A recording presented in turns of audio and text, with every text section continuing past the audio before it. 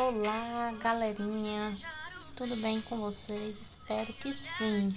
Professora Jaila, professora de redação, estamos iniciando mais uma videoaula de redação. Espero que seja bastante produtivo para todos nós, ok, galerinha?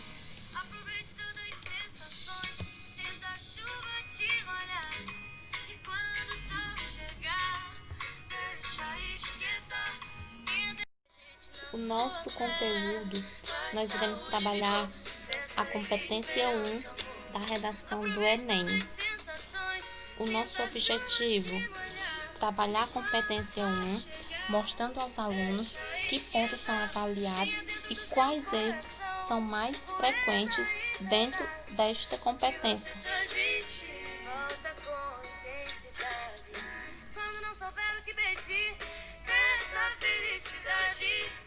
Quando não souber o que doar, doe sua metade. Competência 1. Vamos lá. A competência 1 está relacionada com a gramática. A competência 1, ela diz o seguinte, que o candidato ele deve demonstrar domínio da modalidade escrita formal da língua portuguesa. Ou seja, em poucas palavras, a competência 1 vai avaliar se o candidato domina a língua portuguesa, o que é considerado como correto na gramática normativa, a escrita formal da nossa gramática normativa. Vamos lá, galerinha, dando início aos pontos avaliados. O primeiro ponto que eu listei para vocês está relacionado com o registro formal e informal. Ou seja, o corretor vai avaliar se você escreve, entre aspas, corretamente, porque não existe o certo e o errado, existe o adequado para determinado momento, Se você vai fazer um texto, uma redação, você deve utilizar uma linguagem formal. Já no momento que você está com os amigos, com os familiares, com certeza você utiliza a linguagem informal, Então não existe o certo e errado, existe o adequado para cada ocasião. No entanto, eles vão avaliar se você consegue escrever utilizando o registro formal. A linguagem formal, é também chamada de linguagem culta, ela nada mais é do que o uso correto das normas gramaticais, bem como também a pronúncia correta das palavras. Já a linguagem informal ou coloquial, ela representa a linguagem do cotidiano que a gente utiliza no dia a dia, Uma linguagem mais espontânea, mais regionalista e, claro, uma linguagem que está despreocupada com as normas gramaticais. Mas, no âmbito da linguagem escrita, que é o que acontece na sua redação, a gente não pode cometer erros graves, entre a linguagem formal e informal. Então, dessa forma, é importante que vocês saibam que sempre quando vocês forem escrever a redação do Enem, seja do vestibular ou qualquer outro tipo de certame que vocês irão fazer, vocês devem adotar o registro formal. Vocês devem, entre aspas, escrever corretamente, como manda a nossa gramática normativa, ok? O segundo ponto é a grafia correta das palavras. Constantemente, quando a gente vai corrigir texto, a gente consegue identificar palavras escritas de forma errada, Por exemplo, a pessoa vai escrever por isso, ela acaba escrevendo por isso junto, Mas o correto é por isso separado. Vai escrever salsicha e acaba escrevendo salsicha com CH. Vai escrever zoar e acaba escrevendo zoar, certo? A gente tem que observar esses pontos importantes no quesito da escrita, da ortografia. É sempre importante que a gente observe. Então, primeiro ponto, registro formal e informal. Vão avaliar se você escreve dentro da norma padrão ou se você escreve a linguagem do cotidiano. Outro ponto é a grafia correta das palavras. Se você consegue, escrever corretamente as palavras, utilizando as letras adequadas, né? Os espaçamentos adequados, os termos adequados. São 2 pontos avaliados dentro da redação do Enem na competência 1. Avaliado. Uso de letras maiúsculas e minúsculas. Os corretores eles vão avaliar se você sabe diferenciar, né, quando se deve usar letras maiúsculas e minúsculas dentro do seu texto. Por exemplo, nomes próprios, né, substantivos próprios, nomes próprios, reais ou fictícios, né, mas são nomes, eles devem ser grafados com a primeira letra maiúscula. A gente já sabe disso desde, né, da nossa base do ensino fundamental, que nomes próprios, substantivos próprios devem ser grafados com a inicial maiúscula. Nomes de países, cidades e estados também devem ser grafados com a primeira letra maiúscula. Vai ser observado isso. Nomes de instituições, por exemplo, Colégio Batista Mineiro, Instituto Paulo Freire, EP Monsenhor Valdir, são nomes de instituições, portanto, devem ser grafados com a primeira letra maiúscula. Nomes de datas comemorativas, Natal, Ano Novo, Páscoa, também devem ser grafados com a primeira letra maiúscula. Siglas, símbolos ou abreviaturas, como por exemplo ONU, OMS, SUS, Senhorita, Vossa Excelência, devem ser grafados também com letra maiúscula. No caso das siglas, né, todas as letras devem ser maiúsculas. Já no caso das abreviaturas, devem ser apenas a primeira letra maiúscula. Fatos ou eras históricas: ditadura militar, Primavera Árabe, Primeira Guerra Mundial, Idade Média, Evolução Industrial. Todas devem ser também iniciadas com letras maiúsculas. No começo da citação de um determinado autor, Thomas Hobbes afirmava que o homem é o lobo do homem, certo? Também deve ser iniciada com letra maiúscula. O começo da citação, lembre-se, o nome do autor é iniciado com letra maiúscula, mas também a primeira letra que inicia a citação também é letra maiúscula. Nomes de eventos, por exemplo, acontecerá na Feira Cultural, primeira letra maiúscula. Feira do Empreendedorismo, que tem na nossa escola, também letra maiúscula, certo? Nome de lei também deve ser grafado com a primeira letra maiúscula. Lei Maria da Penha, também um exemplo para você. Uma observação importante: vocês devem pensar assim: professora, mas eu não consigo escrever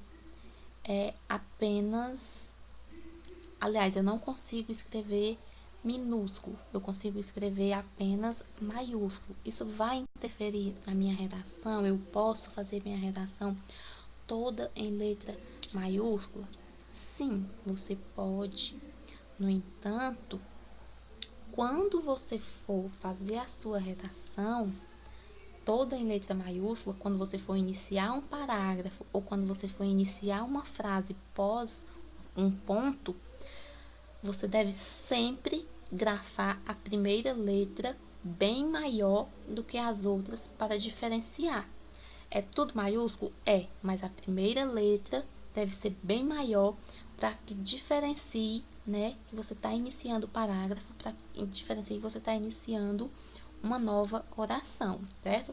Escrever apenas com letras maiúsculas, mas na posição original de uma letra maiúscula, ou seja, no início de um período, ou nomes próprios, por exemplo, você vai usar uma letra maiúscula maior que as demais. Eu coloquei o exemplo para vocês: Maria gosta de estudar. Essa frase toda está escrita em maiúscula. No entanto, vocês podem observar que o nome Maria está grafado com um maiúsculo maior, para diferenciar que ele está iniciando uma frase. Pontuação, muito importante, gente, dentro da sua redação. Vocês devem observar a questão da pontuação. Às vezes você faz um parágrafo que a gente vai ler, não tem ponto, não tem vírgula, a gente fica perdido, sem saber onde é que tem coesão, onde é que tem coerência, a gente fica atordoado. Vejam bem, pontuação. 2 frases. Vou comer gente. Prestem atenção como a falta de uma vírgula, por falta de uma vírgula, você se torna um canibal. Vou comer gente. A gente come gente? Não, né? Então vou comer gente, certo? Eu estou dizendo para alguém que eu vou comer. Eu não estou dizendo que eu vou comer gente, que eu vou comer alguém, não. Certo? A pontuação é muito importante, muito importante. Tem pessoas que esquecem de colocar ponto final. Se você não colocou um ponto final, então é claro que você errou, que você cometeu um erro porque você não finalizou o seu parágrafo, não finalizou o seu período, certo? Então é muito importante a questão da pontuação e é muito observado, certo? Ponto 6. Acentuação. Cuidado com a acentuação. Às vezes você quer escrever uma palavra e acaba escrevendo outra. Por exemplo, está, esta, baba, babá, Pelé, pele. Podem observar que um acentozinho faz toda a diferença na hora da escrita de uma palavra, certo? Tem que observar muito pontuação e acentuação. Precisão vocabular. Como assim precisão vocabular? Tem gente que diz assim: eu vou impressionar o corretor da minha redação fazendo só palavras bonitas, só termos bonitos. Mas, gente, o que adianta você colocar dentro do seu texto só palavras bonitas se você não sabe nem o que significa? Lembre-se do ditado que menos é mais. Você pode usar as palavras mais simples possíveis. O importante é que você consiga desenvolver a sua redação, desenvolver o seu tema. Palavras bonitas não vão fazer você ganhar mais pontos. Muito pelo contrário, é capaz de você fazer perder pontos ao colocar palavras que você não sabe nem o que significa, certo? Então lembre-se, menos é mais. Por exemplo, o alarido dos mais jovens findou o arrobo dos convidados. Meu Deus, como dizia Didi Mocó, Sorrisal, Colesterol, Novalgino, Mufumbo. Como? O que isso quer dizer? A pessoa só quis dizer que a bagunça dos jovens, né, acabou dispensando os convidados, assustando os convidados, só isso. Mas enfeitou, usou palavras e tal, não precisa disso dentro da sua redação, certo? Seja preciso, use palavras que você conheça, não vai enfeitar. 7. Divisão silábica na mudança de linha. Translineação, ou seja, a questão da margem, né? Quando você chegar lá no finalzinho da sua linha, que você for separar, por exemplo, você vai escrever a palavra carro no finalzinho da sua linha, da sua margem, e não cabe toda a palavra, você necessita fazer a separação silábica, a translineação, ok? Então, como é que isso deve ocorrer? Como é que isso é observado? Não é correto, observem bem, não é correto deixar uma vogal sozinha no final da linha ou no início da linha seguinte. Ou seja, você termina a sua palavra e deixa lá a vogal sozinha no final da linha, ou no início da linha você começa com uma vogal sozinha.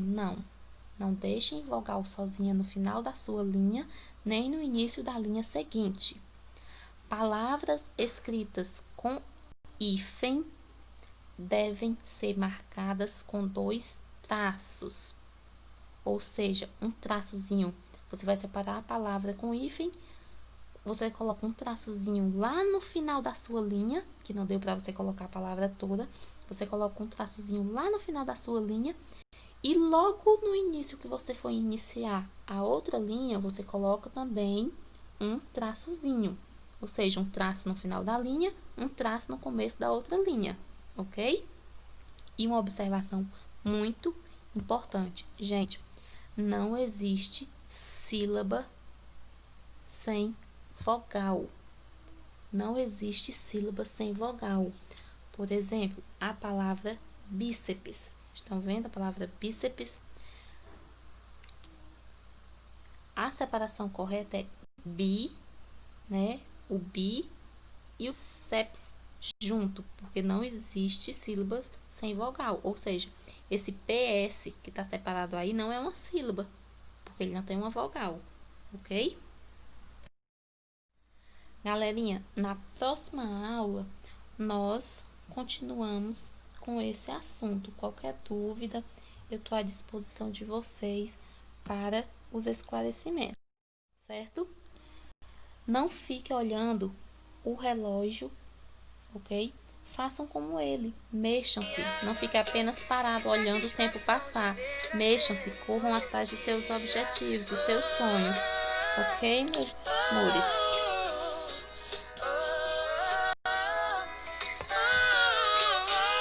Aproveite todas as sensações, sinta a chuva te molhar. E quando o sol chegar, deixa esquentar. Venha dentro do seu coração.